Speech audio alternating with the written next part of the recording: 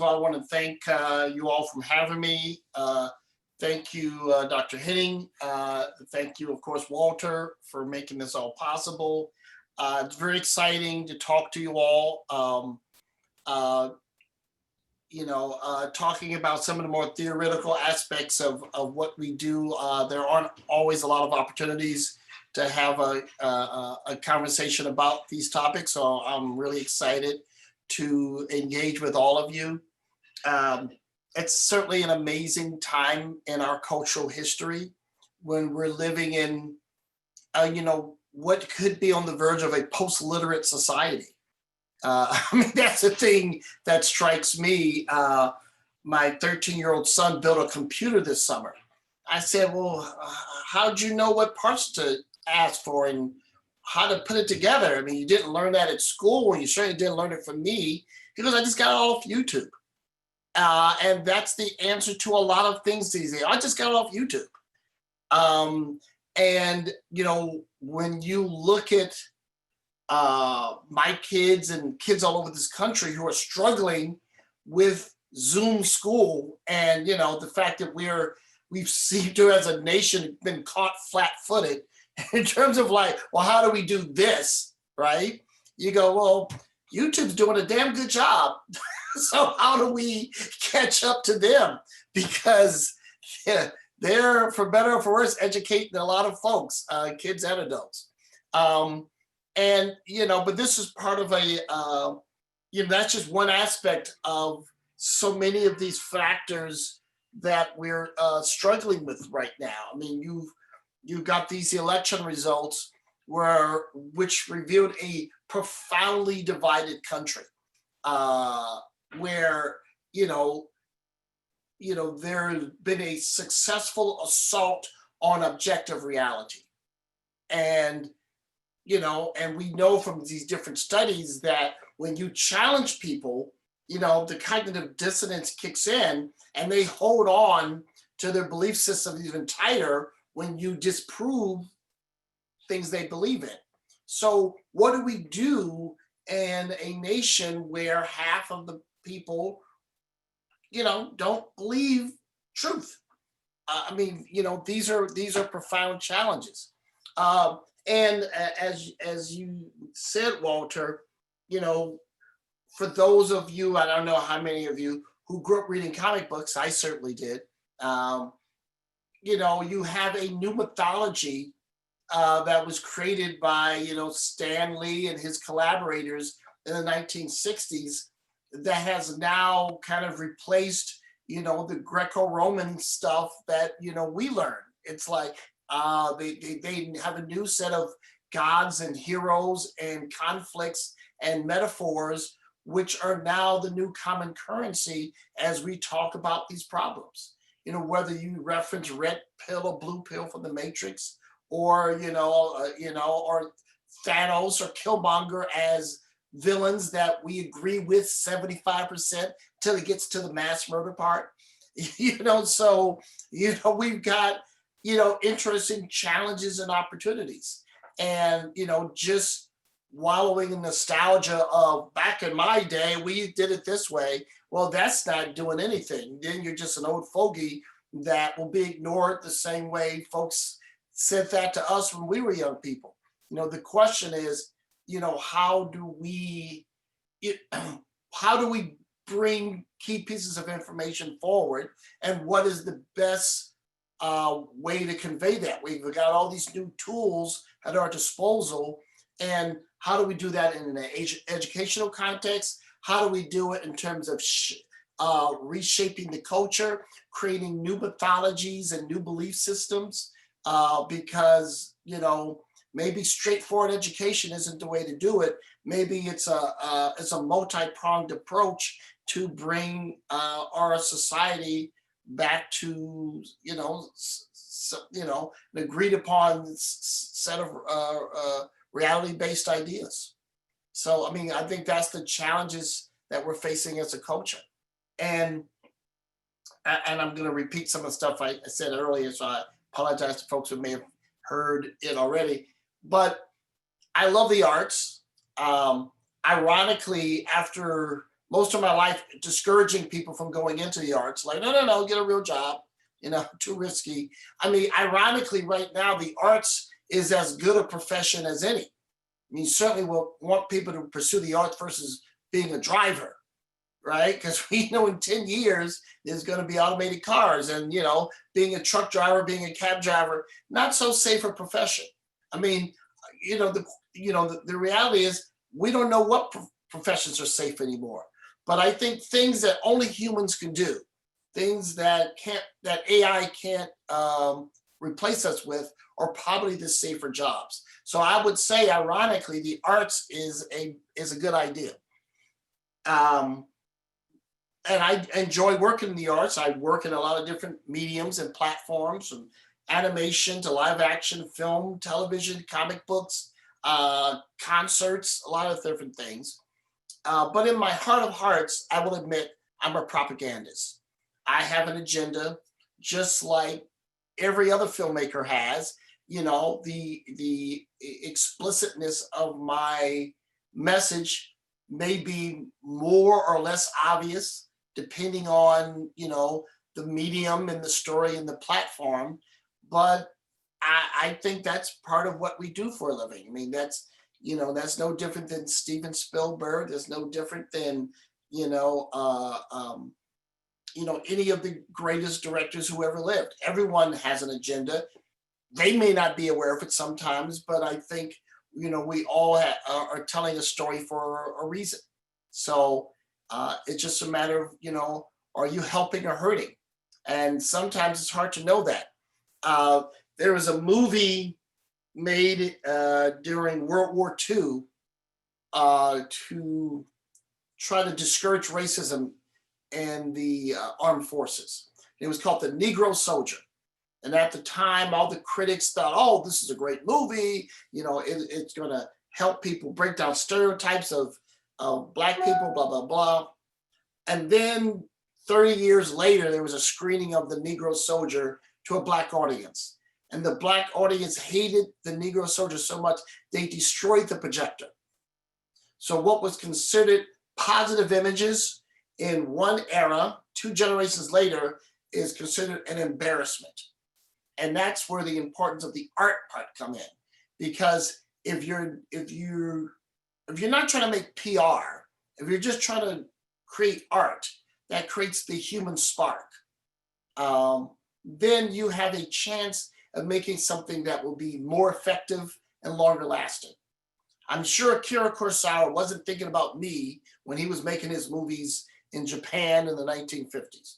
But when I saw those movies as a kid, whether in the 70s or now, I go, oh my God, those movies speak to my soul, because he was just focused on art. He wasn't focused on making movies that would cross over to, beyond,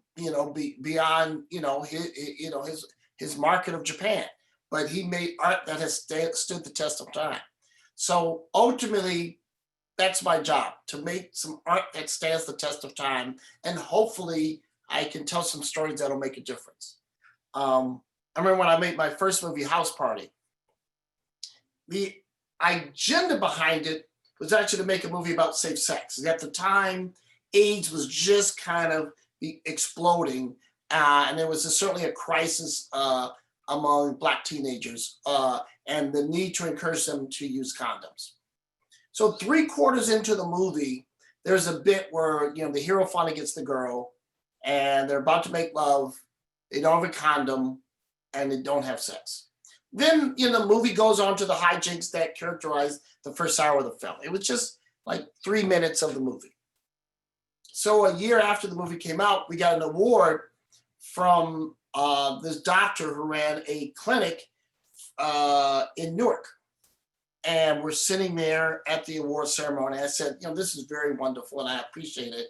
But really now, did this movie really make a difference? He goes, look, I work with teenagers all the time.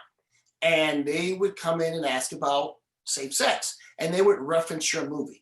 So yes, you putting that message in the movie made a difference in my life on the front lines of safe sex in the community. which was a really great message to hear in your first movie. Because you can shoot this arrow in the air, right? And hope it hits someone. And this guy said, yes, it hits. Keep shooting those arrows. So in the course of my career, I made a lot of different movies with a lot of different messages at different wavelengths. Because my thing is, there's people all along the spectrum, and they may not hear it in AM. Sometimes you got to go to FM. Sometimes you got to go to ultraviolet. Sometimes you got to hit a lot of different ways to hit different folks. So I've done movies, TV shows, animated movies, things that are really silly, things that are very dramatic and serious, because you don't know what wavelength you need to hit people with. But hopefully collectively the body of work will have made a difference in society. So that's what I do all day. So and I hope it's working. One of the nicest thing is like I mentioned earlier, I love comic books. So I finally got a chance to write comic books. So I was writing the Black Panther comic book for many years. And along with most of the things I do, I was mocked by my friends. Oh, you write comic books now. Oh, you used to make movies, but now you're just writing comic books. Well.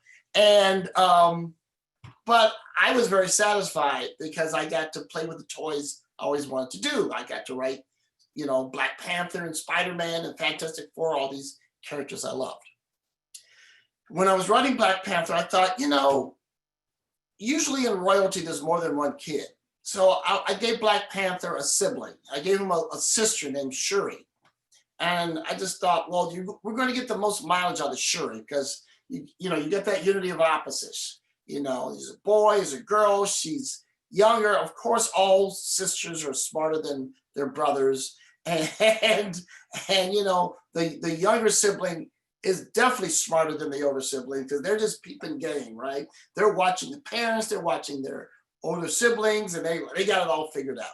So I figured that's what Shuri would be. She would be a scientific genius. She'd have endless confidence, and she would just be a perfect foil for Black Panther. And eventually I knew I was going to do a storyline where Black Panther would be injured, maybe dead, and she would assume the title of Black Panther. And that would lead to my true end goal, which was that my son and my daughter would have Black Panther costumes for Halloween. This is all I truly cared about. So I did the books. The books were very popular. They were used as inspiration for the movie. The movie comes out, and then I'm there at my kids' school for Halloween, and there's all these kids, Black kids, white kids, Latin kids, Asian kids, boys and girls, and they're all dressed in Black Panther Halloween costumes. And I go, you know what? My friends made fun of me, but I had a mission. My mission is completed.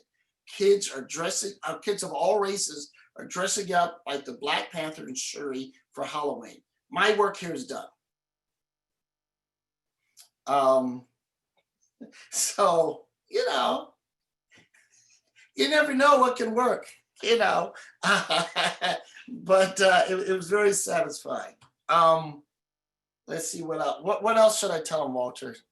My goodness, there's so much in your career. You did the biographical sketch earlier that laid out the kind of arc of your career. We have a lot of educators and counselors and community activists that I think your message about doing something creative and the kind of open-ended impact that you described, it resonates with so much of what we hope to accomplish in the classroom or in our communities. I guess there's stuff that's about what you have forthcoming. Yes. The pieces on the new movie with Disney Plus, and then Sure. The new series, the new media company you're working with, starting next year. Absolutely. I have a movie that I shot a couple of years ago that finally is going to debut next month on Disney Plus, called Safety. And it's a true story about this kid, Ray McAfee, who gets a scholarship to Clemson, one of the most powerful football programs in the country. So he's there and he's taking 16 credits, and all his advisors are going, I athletes usually take 12 credits. 16 is kind of a lot, particularly with the demands of our football program, which is essentially he's a professional athlete. And his response is, hey, it's a free education. I'm going to get as much of it as possible. I'm not going to play football my whole life. I need to know something to have a life beyond football. So they're like, okay. So he's doing both things. His head's barely above water. Then he gets a phone call about his 11-year-old little brother back in Atlanta, who's hanging out with these drug dealers. He hops on the first bus home, snatches up his little brother. What are you doing? And the little brother says, oh, I'm not doing anything bad. I'm just helping out. And in return, they feed me. He goes, well, if you want to eat, just go home and eat what mom is cooking. He goes, oh, mom's in jail. She's been in jail for a while. She's going to go to rehab and she'll be back out in 30 days or so. So he realizes he's in an impossible situation. So he says, I'll take my brother. So he takes him back to campus with him, which of course is completely against every rule at the university. So he's hiding his little brother in his dorm room while playing football and carrying this incredible school load. And it's the kind of story that if you scripted it, it would just be like, oh, that's a ridiculous story, come on. But it's a true story and it's very powerful. And it's about this kid who makes a way out of no way. It's about the brotherhood between him and his little brother, between him and his team, and ultimately him and the community. And over the last couple of years of my career, I've had, sort of my agenda has been to focus, my agenda has always been on increasing the range of depictions of Black life, which is different from being a PR person, because PR doesn't work, like the example I gave with that movie. It's just about just dealing with the full range of humanity of everyone. And whether that's in House Party, where, we show a community where there's kids who live in a white picket fence, there's people who live in a kind of working class house, and there's people who live in the projects. And they're all friends and they all hang out together. Or Boomerang, where, you see Black executive life, which I remember there was a review in Newsweek that said, oh, this is a science fiction movie about Black people, because they just couldn't imagine, Black executives. I guess they'd never heard of Ebony Magazine or been in the offices of any Black ad agency or anything. On to movies like Django Unchained, where you see Black cowboys, or Marshall, about the early career of Thurgood Marshall, or The Black Godfather was a documentary I made about this pivotal man kind of shrouded from history, who was the kind of connection between Black entertainment, Black politics, Black business, Black organized crime. And he was the person who took all those things and figured out how to mix and match them and, move the entire community forward to this movie, Safety. So it's about all those things. And hopefully Safety will add to that kind of body of work where you just see all kinds of Black people that, many people don't know exist. And that's important, here in this nation, but even more important internationally, because, all they get is second or third hand information. And a lot of it is the most horrific stereotypes. So hopefully these movies start to reshape people's attitudes, because someone in Japan will see that movie and they'll hopefully respond and connect to that movie the way I do to films from Japan.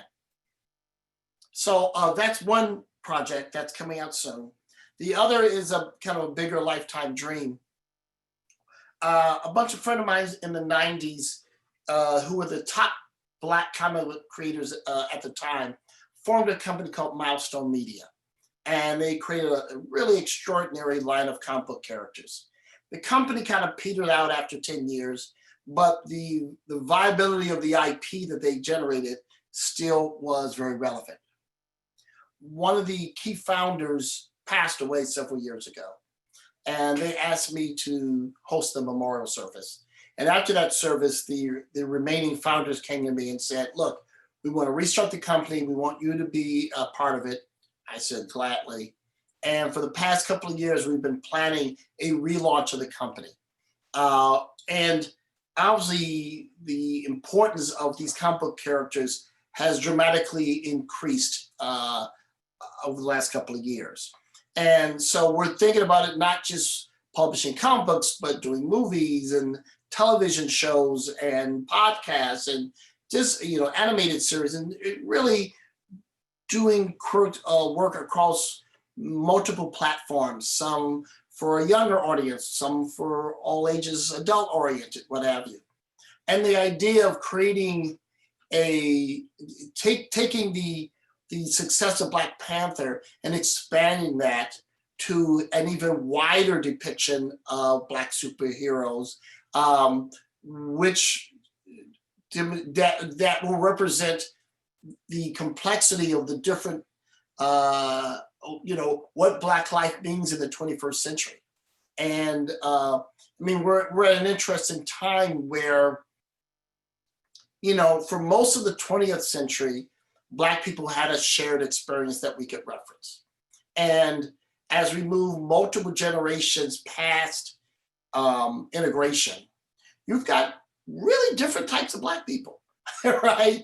And, even though Tyler Perry has really built an incredible career on a kind of a nostalgia over that shared culture experience, you've got a lot of folks really going a lot of exciting new directions. So we want to create media properties that represent that new big tent, that not only include the full range of the new Black experience, but also to be authentic to depicting those characters, and at the same time creating a large tent that invites everyone to participate, using the Motown model of just creating Black excellence that everyone can connect to while not compromising its cultural authenticity.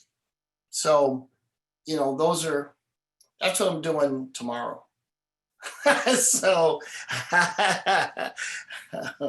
That's perfect. That's a perfect setup. And we can start to make the bridge for everybody to get the most out of the conversation for themselves. I guess for me, there's this really interesting point that didn't come up earlier today that connects to your Django project and Milestone. That I remember when Django was in promotions before the film released, and you had put out an announcement about a Facebook video game, that there was this interactive experience of Django's environment available on Facebook for people who liked the idea or had seen the trailer. And this was like this virtual experience of being in the story and getting a sense of what the environment was in the film.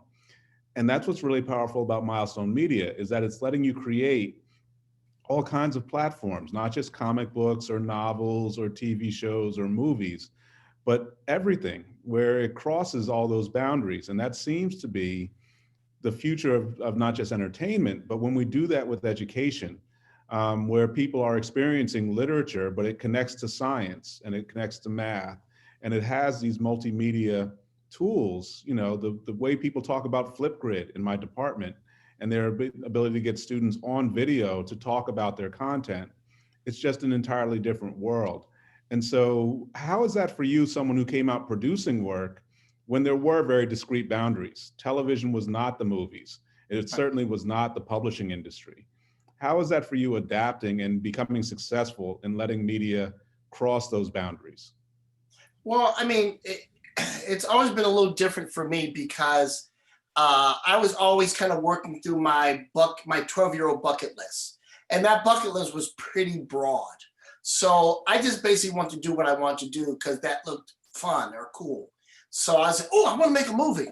And I said, but I like TV too, and there's certain stories that should be TV shows, there shouldn't be movies. So, I started pursuing television. At the time, all my film peers were like, you're degrading yourself. Oh, television. I'm like, what are you talking about? You're crazy. Like again, because my point was I wanted to I want to tell certain stories and connect with people. So I didn't, television seemed like the most efficient way of connecting with the most amount of people. So I was attracted to it. Comic books made sense to me because you were in the myth business, and I just thought, well, that's very important to connect to people very early and help shape their thinking with these big archetypes. And people are like, oh, you're writing in comic books. What's that? And I go, oh, this is what I want to do. So all these things usually meet with scorn and skepticism early on. And now we're at a point because of streaming where all these things are very deeply interconnected. If you're a music artist, well, if you want to launch your song, making a release on radio isn't remotely enough. And even making a music video isn't enough. You got to figure out, well, how can I get it onto a movie or a TV show, and leverage multiple platforms to get the promotional value enough that this song actually penetrates the culture.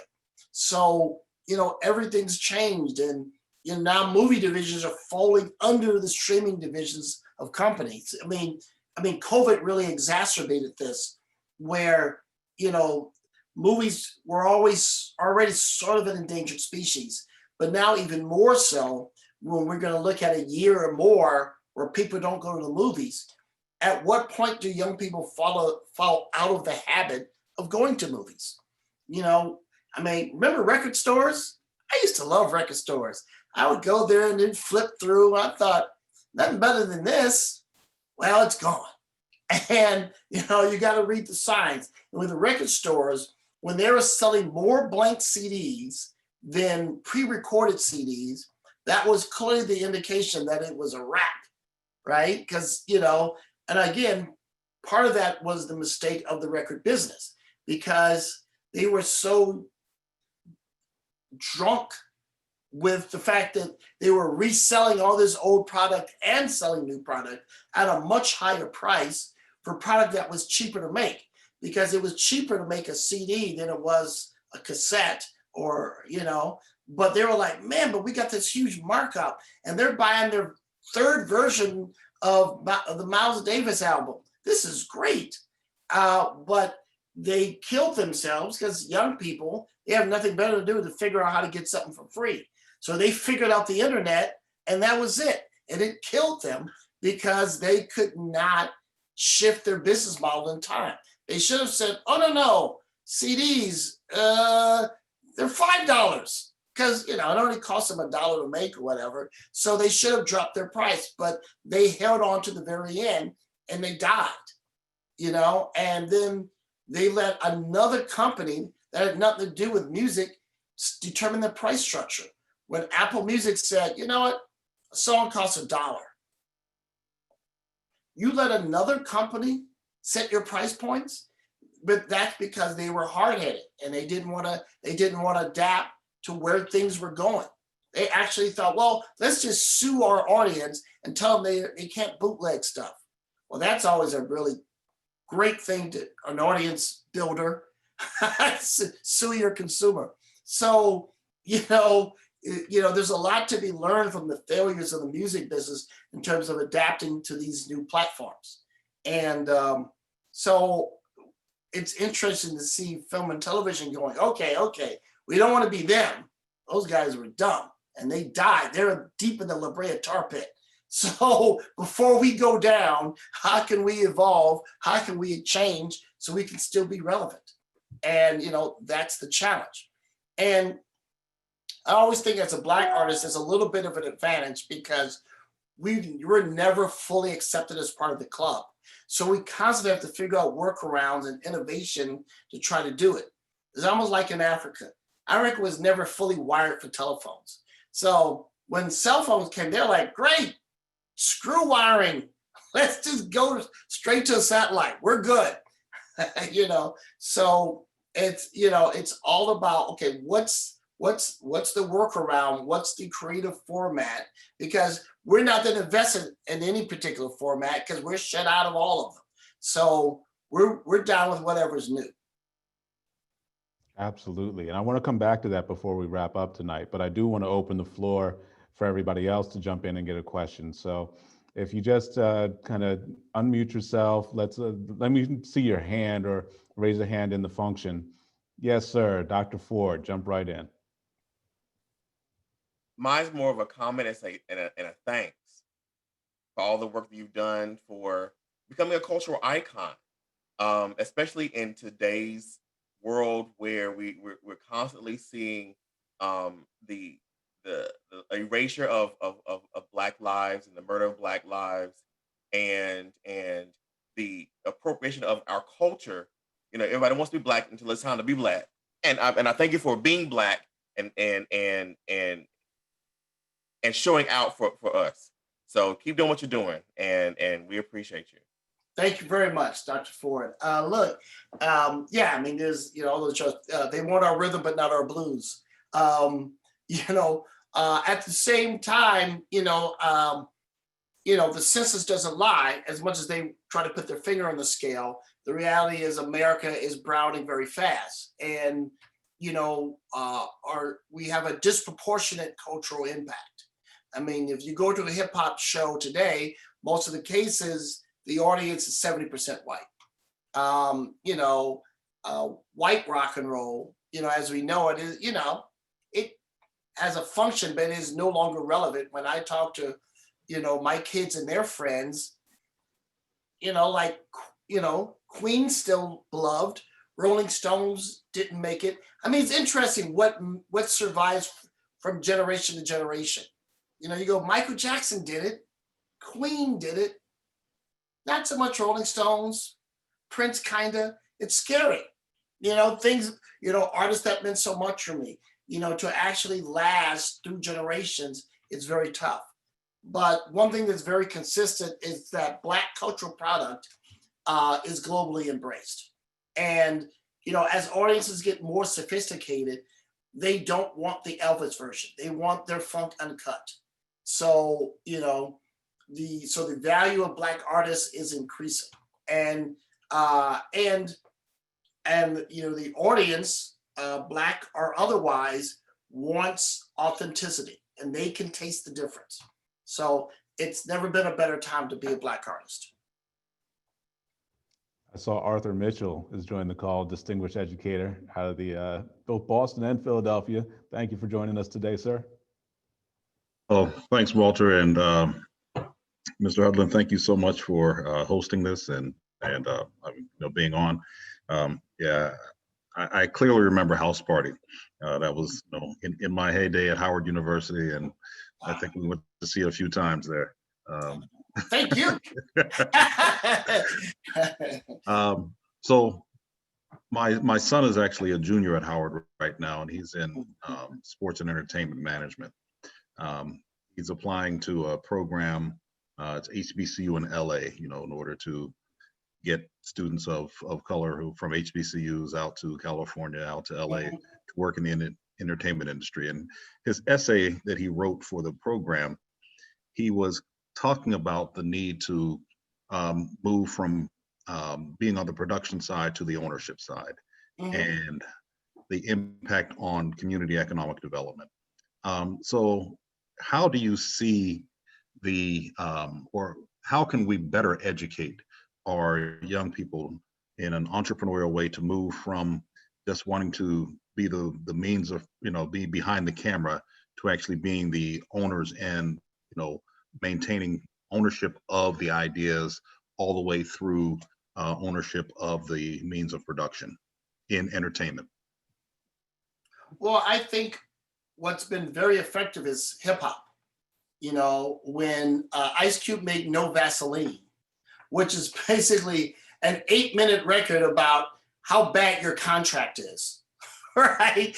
I mean, that's an amazing thing. It's like, this guy owns your masters and this guy has your publishing. I mean, it's like, oh, wow. I mean, and, there's a whole subcategory of hip hop records about people's business deals, so I think that's encouraging. I think when people see what LeBron James has done with his company, and him bringing his boys with him and Maverick Carter and those guys, I think those are great examples. And now, so you've got what Magic Johnson did, you've got what LeBron James is doing, you've got a couple of interesting examples out there. Look, ultimately, you've got to feel inspired even if there are no role models. When I wanted to be a director, there were maybe 2 Black directors working in Hollywood, but I just thought, well, I can do it. I don't need, you just go, you have to be able to somehow project yourself into a place where you don't exist. But I think that, part of it from an educational point of view is so much of our education systems are built to either make workers or at best middle management. Even at Ivy League schools, it's like you will be a really good, it's really interesting where these high school graduations, where at the last minute they go, and now you got to cut your hair, right? And you go, well, why do I need to cut my hair? Why is that important with graduation? I already done the grades. I'm the, we're not, in other words, conform. Here at the 11th hour, we have to break your spirit. And it's just like, why? So you can get a job in a corporation. Well, what if I have my own business? Oh, so these systems are designed to say the end goal for you is to be part of a corporation. So, but it's like, well, what if I'm, Bill, what if I'm Steve Jobs? What if I'm Larry Ellison? What if I'm Puffy? What if I'm an entrepreneur who will make billions of dollars on my own? There's no reference of that. There's not even going, well, here's this corporate thing, or here's how to be your own person. I was very fortunate that my dad had his own insurance business and his dad had a construction company. My grandfather had the construction company. He was very talented at building things. He was a terrible businessman.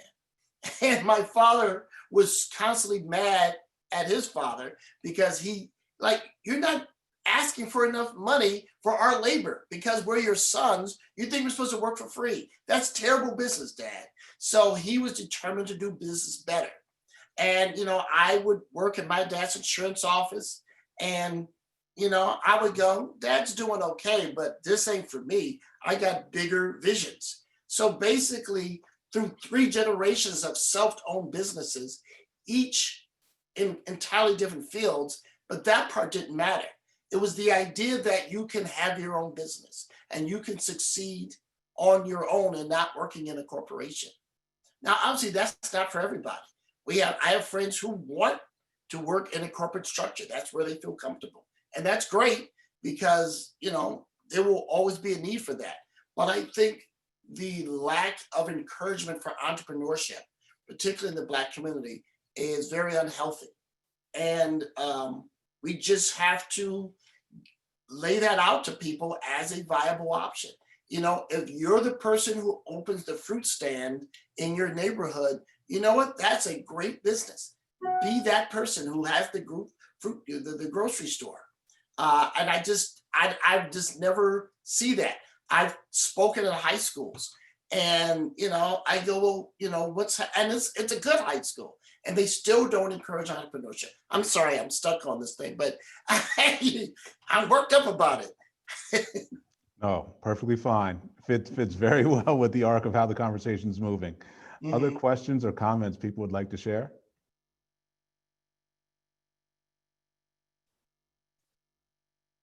Hi, Carrie. I see Yes, you. Please. Dr. Carter Rizzuto. First of all, thank you so much for being here tonight. This is really amazing and way cool points to Dr. Greason and Dr. Henning for organizing this and everybody else who is involved in organizing this. I've been very inspired after watching The Watchmen with Regina King this past spring. So when are we going to see more female superheroes. I mean, is anybody working on that in Hollywood? Yes. The success of the Captain Marvel movie was very important. The previous regime of management at Marvel was very conservative. He was very, he was very nervous about even the Iron Man movie. Like he said, no, we're not going to have any food at the premiere. We're just going to have popcorn because I don't know if this thing's going to make any money. And it went on and made, hundreds of millions of dollars. But he was very sure that a Black superhero movie would fail and that a female superhero movie would fail. Now, even though Hollywood is kind of driven by historical templates, both of those presumptions are wrong. Mm-hmm. In fact, the modern superhero movement was done from the Blade movies. All three of those movies made over $100 million.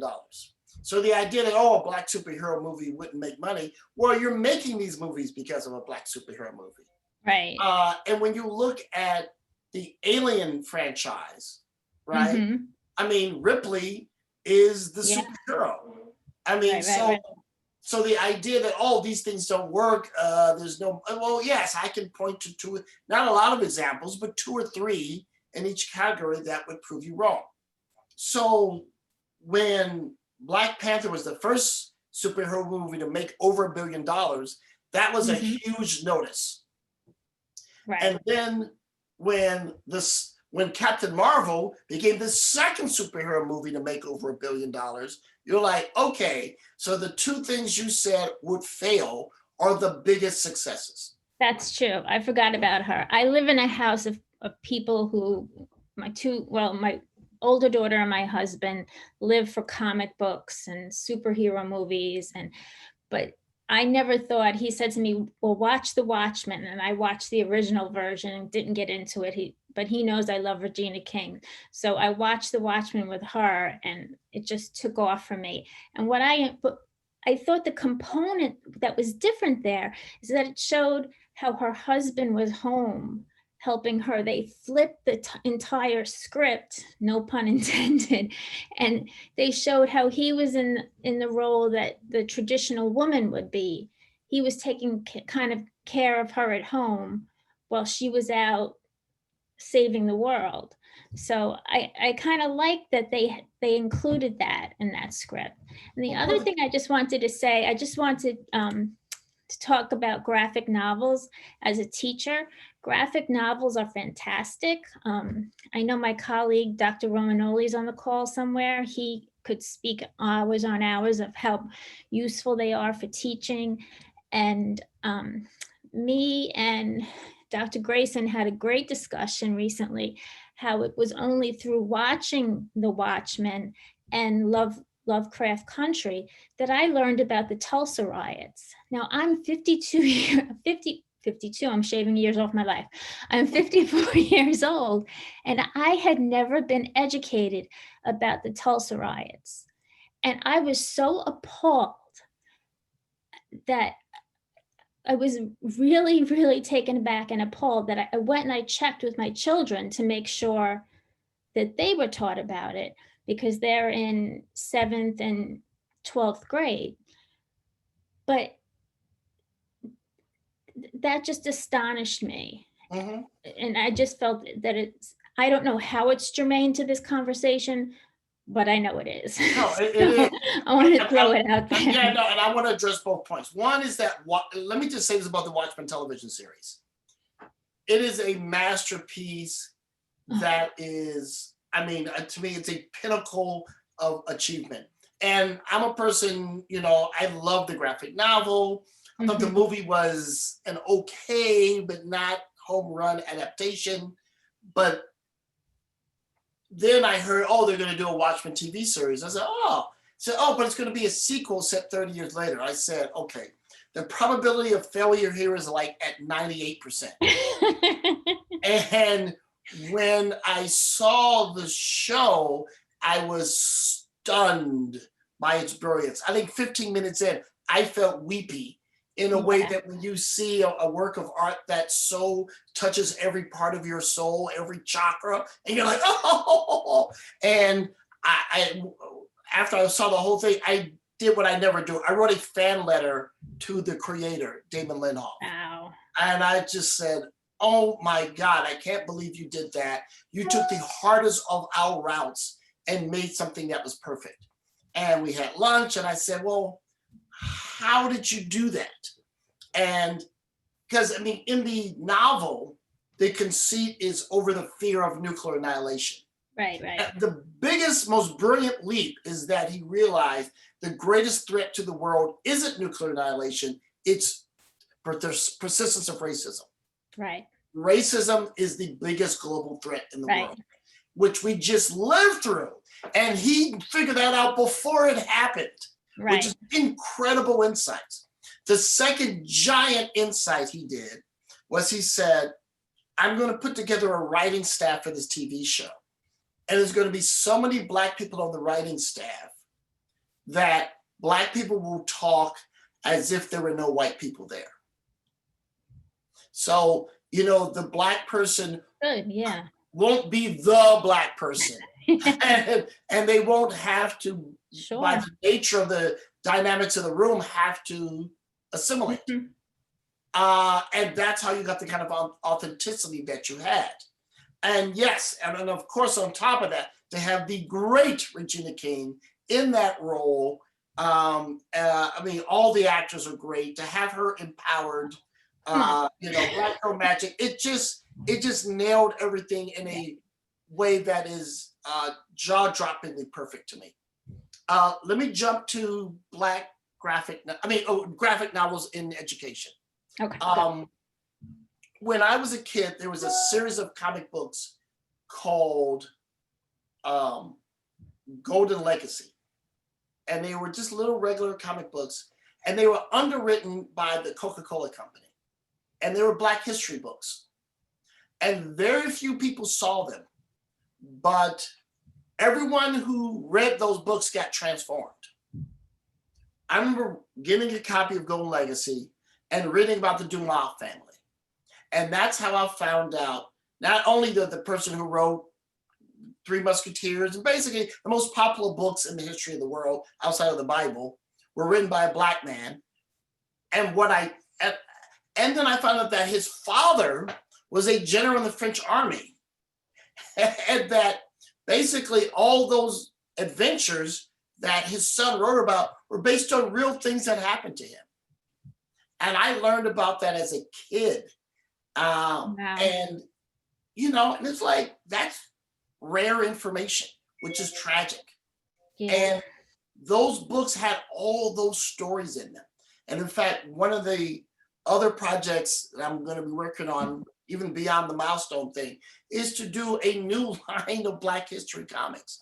Just because, That's so cool. you know, We need that so much. schools are failing. Schools have an amazing ability to take the most exciting moments in the history of the world and then drain all the excitement out of it. So it was like, but that's what we do in movies. We put excitement into things, you know, so can we just tell these stories? So whether you have a progressive school that would use these books or a not progressive school, and where maybe the parents find them and give them to the kid, or maybe the kid finds them on his own. But we have to put this information out there in really accessible ways so that kids can learn on their own. Because, you know, half of this country has no interest in teaching things like Tulsa. I mean, you know, the fact that, you know, the Trump administration attacked the 1619 Project. Like, how dare you? You know, I mean, like, when's the last time you saw the government attack an academic? It's a 70 million people still voted for him. I mean, I'm glad he lost, but the nobody's problem talking about the remains. fact that how many people still voted for him. Right. And, you know, we have a nation full of, you know, cognitive dissonance. So, I mean, you know, we need shrinks. We need an army of shrinks to help deprogram our country. I mean, I'm not kidding at all. I mean, I don't know how you deal with this. I mean, we watch, you know, cults on TV and go, oh man, that's crazy. Wow. Yeah. I know we had another question from a while back. Matthew, you had wanted to jump in to ask about Milestone. Yeah, but another question just actually came up. So you keep talking about the cognitive dissonance, and that's of course something that I've thought about and dealt with a lot on social media and elsewhere too as well, especially during this period. And paired with the previous question from Carrie about actually, you know, representation of females in comics and on screen. And I think about Shuri, of course, for one, but even with Milestone, what's the importance of that line relaunching right now, and especially with somebody like Rocket, you know, icon sidekick, and the narrative centered around her essentially.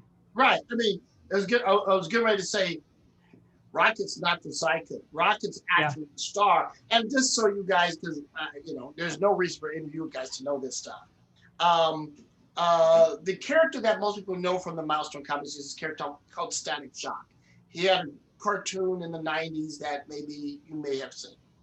But to me, the character, as much as I love Static Shock, and I love him because he's sort of Black Spider-Man.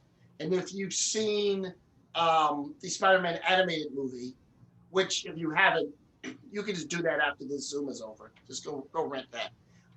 You know, that's the spirit of what Static Shock is. But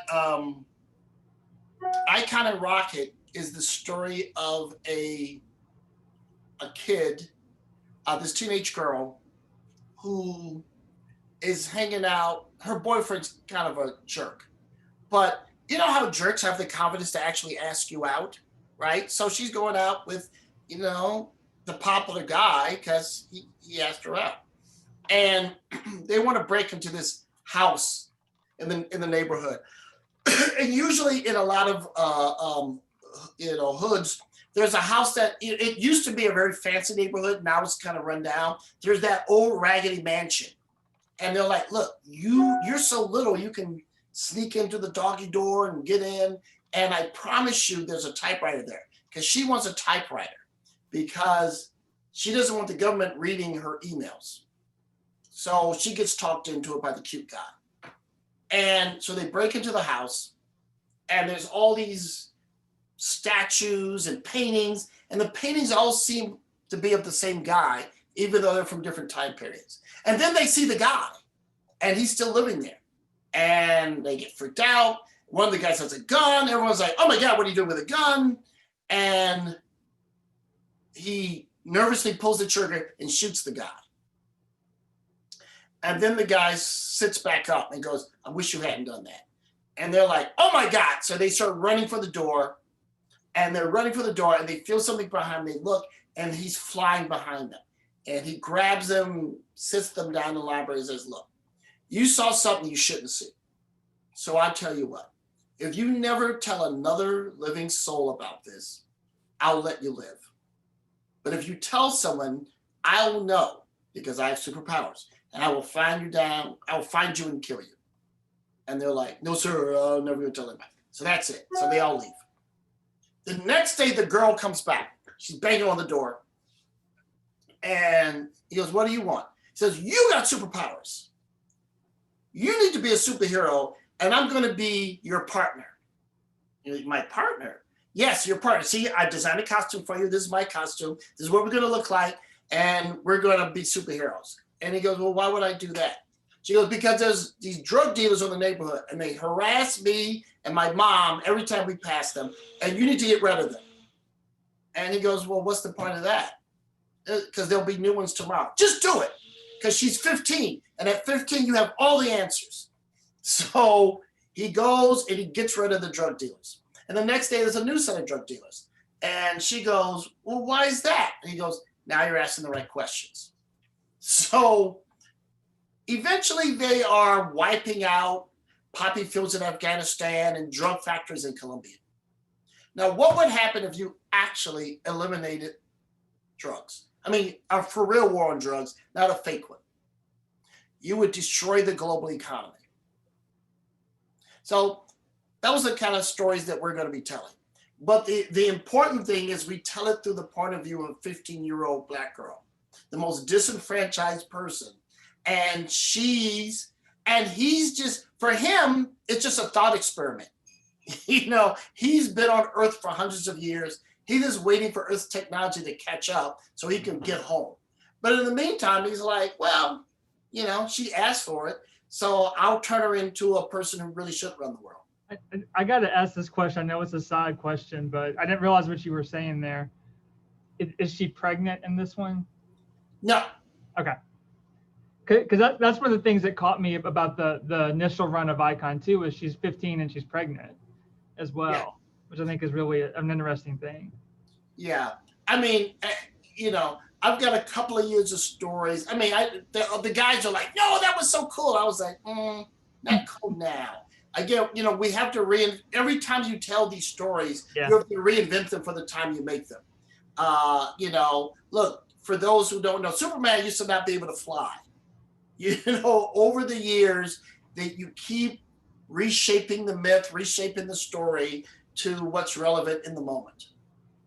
Absolutely. Well, we're coming down to about the last 10 minutes of our time together.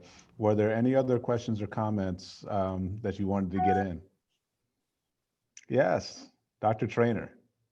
I just wanted to say thank you. And when you were speaking in the beginning about the graphic novels and the comic books, I just had like a million ideas in my head of like, how can I get the teachers in my school to, add those to their reading libraries so the kids can take them out. And I know even myself, my son is 9, and it's so much easier for me to get him to read a graphic novel or a comic book than a chapter book. And, I had a conversation with his teacher. I'm like, the reading levels are the same. So, just let him enjoy what he enjoys. And, I was thinking about like the illustrations that you were talking about, and, how can we get that into the teachers' minds that, when the children write a story, let them illustrate it, let them make book covers, let them be creative and know that, writing and drawing go hand in hand. And there are so many, opportunities for children who love comic books to, for a project, if they're doing a book report, let it be a comic book, let them illustrate it, to just expand the opportunities that the children have so that it's not the same thing over and over again. Yeah, I mean, thank you.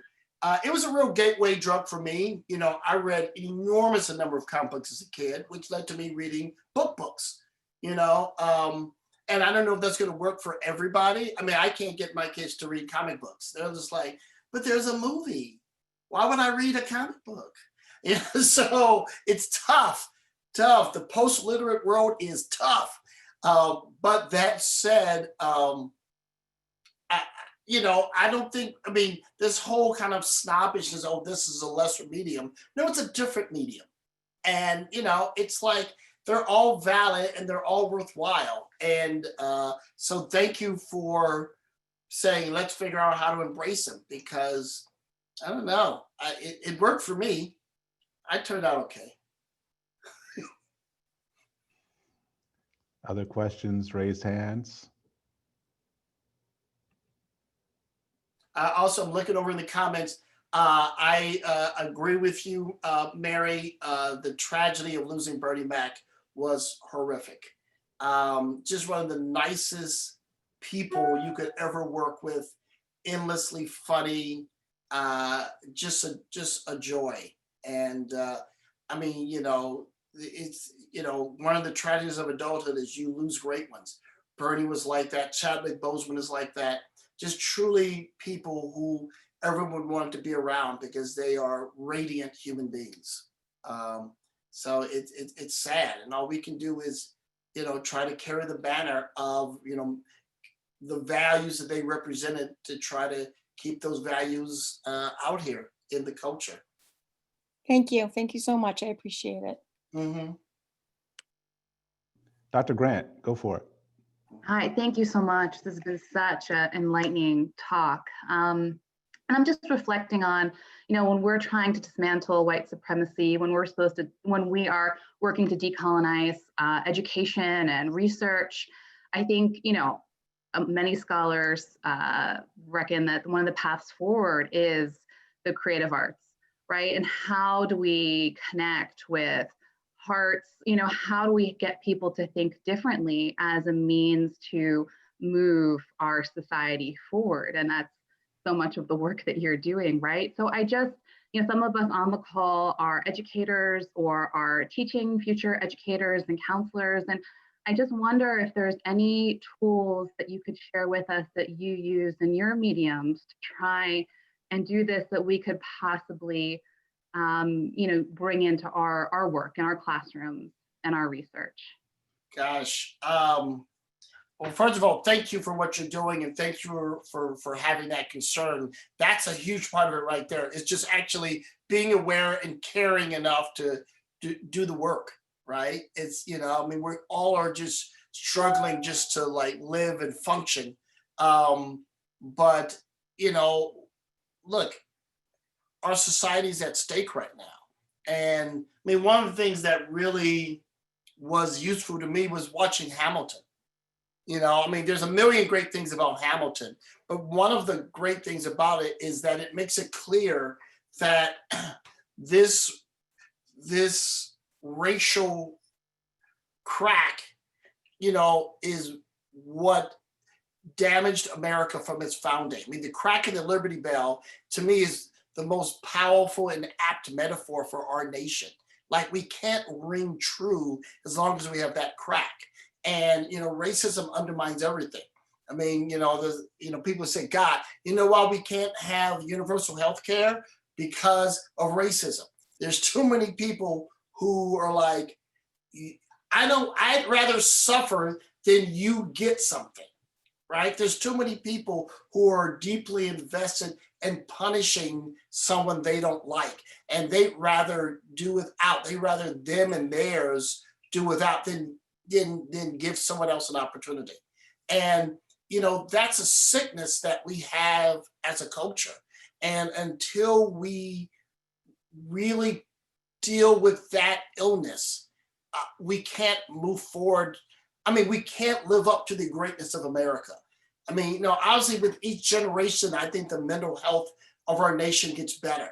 I mean, even as crazy as this Trumpism thing is, I mean, Trumpism is the reaction of a cornered rat, right? Of people who realize, oh my God, our nation's changing. There was a Black man running the world. Yes, that's right. Your culture, your nation is changing, and it's never, you can't unring the bell. Things are ultimately getting healthier in this nation. And so, yes, you have this flailing, this madness of people who realize that the illusions that they have comforted themselves with for generations are all collapsing. It's like the Berlin Wall. It's like it was solid. It was never going to leave. And then, boom, it's gone. So yes, there's a lot of trauma, coming from people's illusions falling and them dealing with equity. It's like, I get it. They're like, wait a minute. So I've got to compete with Black people for jobs, with Mexicans with jobs, for women with jobs. That's just, I can't make it. Because the truth is, I'm mediocre. And I can't take that much competition. And, but it's like, you know what? You're right. You are mediocre. And I get your fear. But if you just go through this process, we can actually make a better functioning country. We probably can't save you, but we could save your kids if we can create a better educational system and a better healthcare system and all this better stuff that's all being blocked because of racism. Like, the other side is actually better for you, but you've got to go all the way through it. And that takes too much of a leap for them and too much culture shock. So we're right at the end, but there were two pieces to start to tie things together. Angelo Villarreal is in the Monmouth University Library and has to be very quiet. So he asked me to actually pose the question, the principles and the strategies that you've outlined tonight, how do you see those playing out for folks in the Latinx or the Chicanx communities that have grown so rapidly in the last couple decades? Do these similar strategies have similar merit in those cases? Yes, I mean, obviously, I mean, everyone and everything's different. I mean, obviously, when you look at the Latin community, obviously, number one rookie mistake, you know, what the Cuban community wants is different from what the Mexican community works, which is different from what the El Salvadorian community wants, right?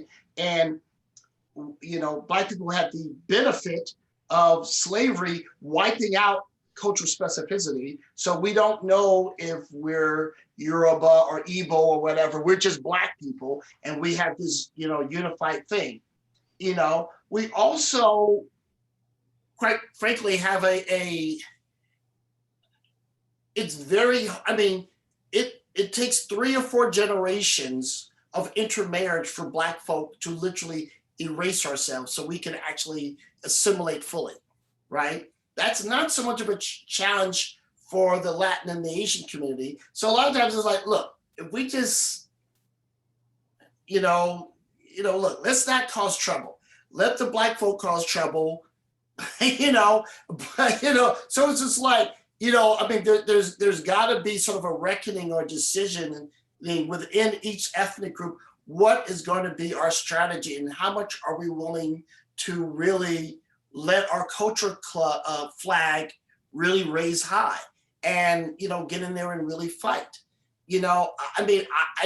I feel that if every oppressed group, whether you're Black or Latin or Asian or gay or a woman, anyone who's suffering under oppression should say, look, we're suffering under a common oppression. Let's all work together to get this job done. That's the dream. But we've got to acknowledge, okay, there's a lot of intra complications and conflicts that have to be resolved for us to have a really fully functioning partnership. But I welcome it because, either we stand together or we hang separately. So the last thing I was going to bring as a question, but we're up against it and I'm respectful of everybody's time. I'll pose more as a comment, is that higher education is facing the same kind of crisis that we heard Mr. Hudlin describe for the record industry, is that how we deliver our content and how we figure out the ways we adapt for the next decade and more, we've got to take that work on and we've got to be very creative. And the keys are in the work that he's already done. The ways that we connect to mass audiences and people take our ideas seriously and respond and challenge us and make us grow in ways that are uncomfortable.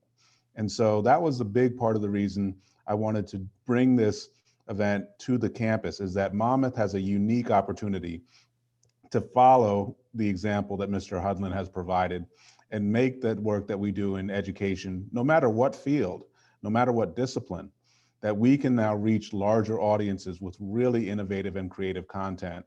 And so I hope you can start to reflect on that, and we'll continue this work together as we move forward. Mr. Hudlin, do you have any other questions or comments for the rest of us? I just want to say thank you all. Thank you all for inviting me. Thank you all for listening. Thank you for this wonderful conversation I've had with all of you. I'd stay longer. Walter's the one kicking y'all off, but I just want to really say how much I enjoyed this, and hopefully we can get to do it again, because this was an absolute pleasure.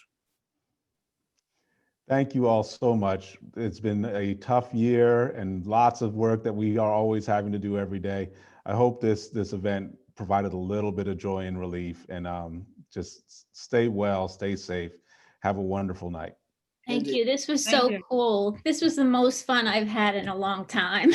Thank you. My pleasure. Thank you all so much. Thank you. Thank you. Thank you. Good night, everybody. All right. Say hi to Regina King for me. I will. I'll pass it on for sure. Dr. Greason, take care. Thank you. Y'all take it easy. Great to see you, Greg. Right.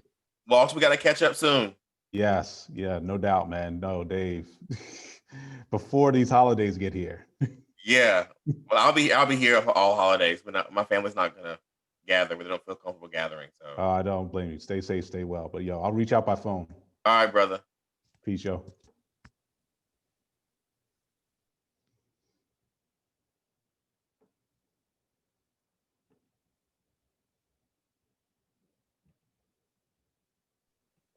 All right, that was great. Holy cow. Made up for the small group earlier. Yes, definitely. I think we got up to like 46 at one point. Yeah, and there were other people who were coming late that jumped in. So Yeah. my students are going to talk about it in class on Friday. It's going to build into their final projects. So, I know the